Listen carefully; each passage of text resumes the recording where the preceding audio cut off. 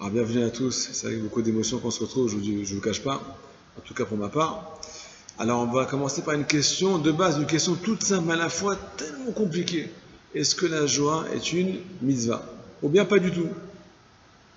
Ça suffit d'étudier la Torah et d'appliquer les mitzvot. Il n'y a pas besoin d'être spécialement dans un état d'euphorie, comme on dit chez nous, ouais, d'être dans la joie. Est-ce que c'est du luxe ou bien est-ce que c'est pas du luxe? Première question. Deuxième question, c'est une vraie question. Est-ce que la joie est considérée comme une faute? Une faute, une avéra. Il faut savoir qu'il y a un très très grand décisionnaire qui considère que la joie est considérée comme une très très grande faute. On va citer son nom à la fin du cours, bien entendu, on va démasquer. On commence par le commencement de dire Rabbi Nachman de Breslev. Mitzvah gdola liot besimcha tamid.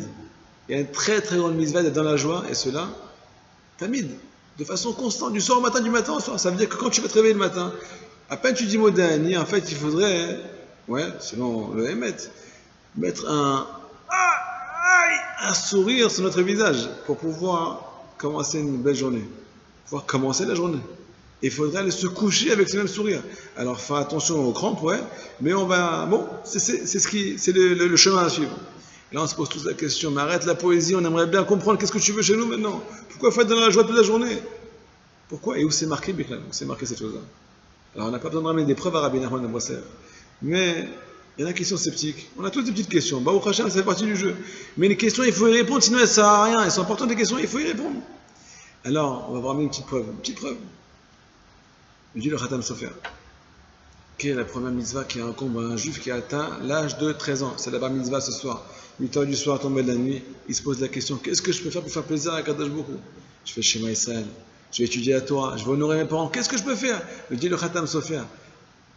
La première mitzvah qui t'incombe, c'est d'être dans la joie. Être dans la joie. Extraordinaire. Khatam Sofer. Un des plus grands décisionnaires. Et là, pourquoi la joie?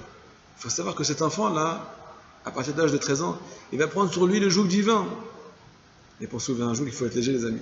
Et pour être léger, il faut être dans la joie. Sinon, ça ne marche pas. Parfois, un grain de sable, un petit grain de sable, il peut peser 2 tonnes. Et parfois, ça vaut rien. Parfois, c'est tout léger. Parfois, les choses les plus compliquées peuvent être tellement simples. Et parfois, les choses les plus simples sont tellement compliquées. Tout dépend de l'état d'esprit dans lequel on va se trouver, au moment en fait, où on va agir, en fait. Ouais. Ça, c'est le premier avis. Ok? Même si la joie, c'est pas une mitzvah, bien que c'est une mitzvah, même si c'est pas une mitzvah, c'est le seul moyen de pouvoir commencer à pouvoir vraiment et véritablement accomplir la volonté d'Hachem.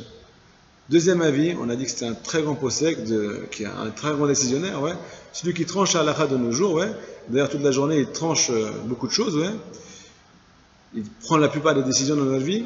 Il nous coupe en petits morceaux, d'ailleurs, c'est l'Yetzara. Le Yetzara, il considère que la joie, c'est la plus grande avera qui puisse exister. Pour la simple et bonne raison que sa plus grande trouille, c'est un juif qui est épanoui, un juif qui est connecté à Kadosh Baruch Hu, un juif qui est dans la joie. On a tous une petite question, tous une très grande question. On aimerait bien savoir, on aurait bien aimé savoir, j'imagine, en tout cas pour moi, savoir où on se trouve par rapport à Kadosh Baruch Hu. Comment Hachem il nous regarde? Est-ce qu'il est content de nous ou bien est-ce qu'il n'est pas du tout content de nous? Est-ce qu'il est fier ou pas? On fait tous des choses extraordinaires dans la journée, et d'un autre côté, on fait tous des choses qui sont. Alors, comment Hachem nous regarde? Me dire Rabbi Nachman de Breslev, c'est impossible de savoir. Sachez que c'est impossible de savoir. Mais il y a un petit indice, un tout petit indice. Il est marqué dans le pasuk, Oz vechelva bimkomo. À l'endroit où Hachem se trouve, il y a la joie.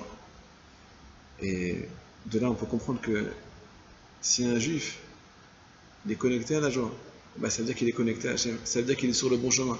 Sinon, ça veut dire qu'il est... il roule à l'envers, ok? Donc en fait, c'est le petit indice pour savoir si on est sur le bon chemin ou pas. Et là, le Yetzara nous dit, mais fais attention, si tu rentres dans la joie, tu vas te casser la figure. Mais tu vas passer pour un fou. Les gens vont plus te comprendre, ton mari, ta femme, tes enfants, ils vont dire, papa il est tombé sur la tête, mais ça va pas du tout.